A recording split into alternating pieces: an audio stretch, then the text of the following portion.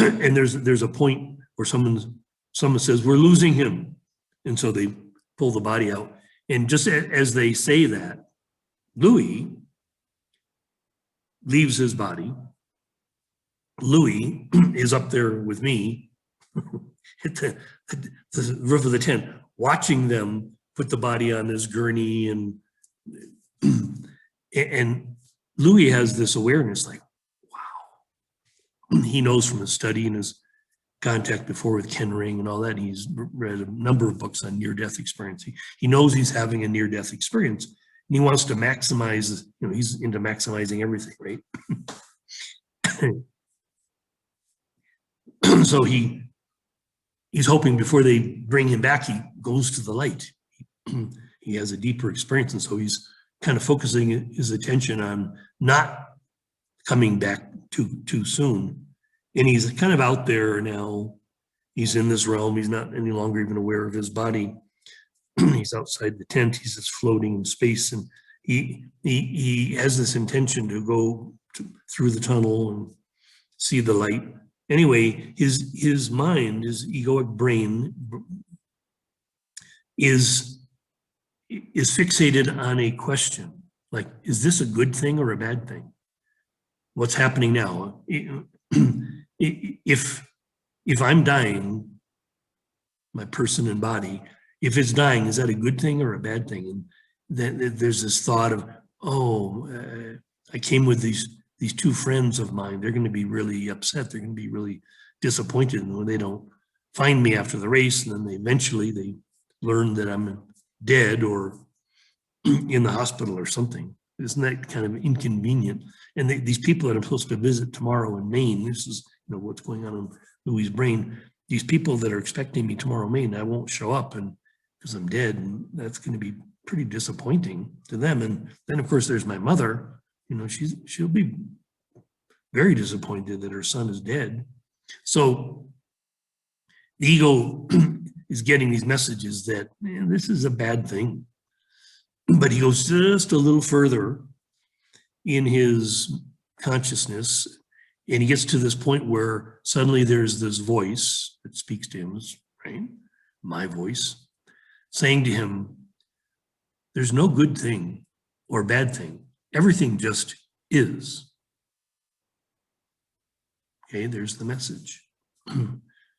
There's the message that Louis was intended to receive, like, don't make of any of this something special.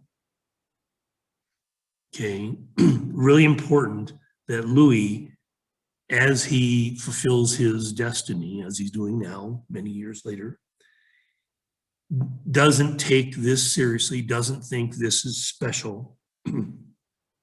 Remember Claire, she had given him this mantra, pray to stay small.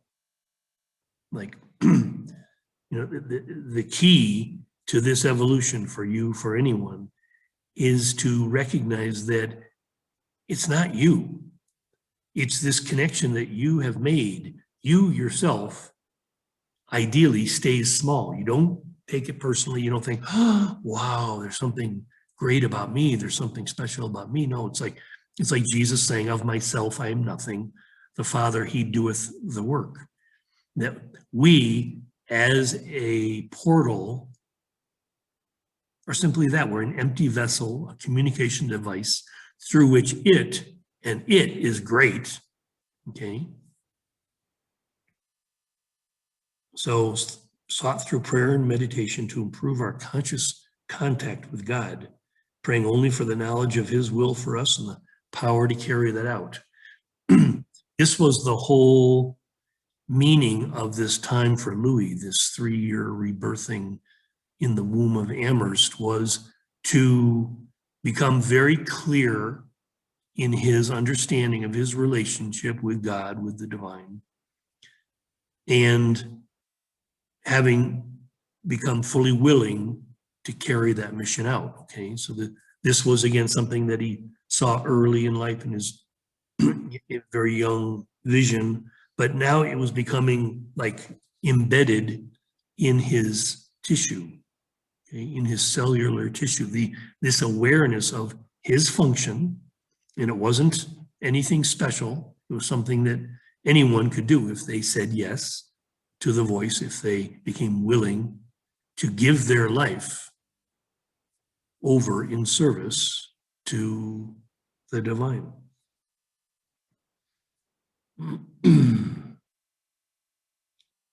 I don't know what you got, but whatever it is, you got a lot of it. This is really good. It's good that Louis, by the time he was ready to make the decision to move on, that he had this anchored inside him. Okay, this knowledge. Okay, so he's ready to move on. So Louis is ready to move on. He's got this well in hand. His recovery is stable. His mission is secure. He's ready to go carry on from here, leave the womb. And he, in a conversation with some buddies after an AA meeting, they're discussing this program out in Hazelden, Minnesota, this chemical dependency counselor training program. And it just occurs to Louis that, oh, I think I'd enjoy being a chemical dependency counselor. Why not? It's a way to be in this mission of service. He was either thinking they have a program there that's either for chemical dependency counselor training or pastoral counselor, which would be being a pastor, like a CD counselor in prison. And Louis already had this contact via Claire with the idea of prison work, and he thought, wow, either in a treatment center or in a prison, he could see being a counselor and doing God's will. That could be a good avenue to follow. So Louis made a decision to go out in early December, met with the people at Hazelden, went through the application process, got accepted. The program would start early February, so Louis had a couple months to say his goodbyes in Amherst. And well, there's a piece that I'd like to share. Hold on for a second here.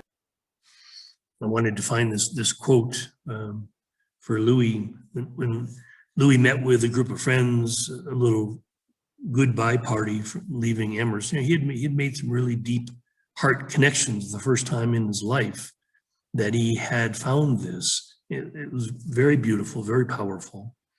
And they gave him a card at this going away party that had a quote from Thomas Wolfe from the book You Can't Go Home Again. And the quote says, "Something has spoken to me in the night and told me that I shall die, I know not where. Saying, to lose the earth you know for greater knowing, to lose the life you have for greater life, to leave the friends you loved for greater loving, to find a land more kind than home, more large than earth."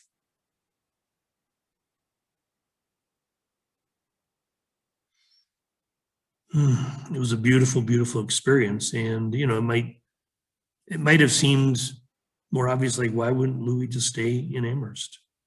But the journey, as you'll see, required that he lose this life for greater life. It's a very beautiful thing, this level of love, this level of, you know, what we are promised if we give ourselves in service to the unmanifested, to the timeless realm, to heaven, that we will receive greater and greater and greater levels of love and care and beauty and all of these elements of the divine. This is our inheritance. So as Sun King, I'm asking you who's listening today to please imagine this for yourself. Imagine what Louis was able to receive in exchange for his commitment, his devotion. Imagine that this exists for you as well. Blessings from the Sun King. I love you so much. Have a beautiful day.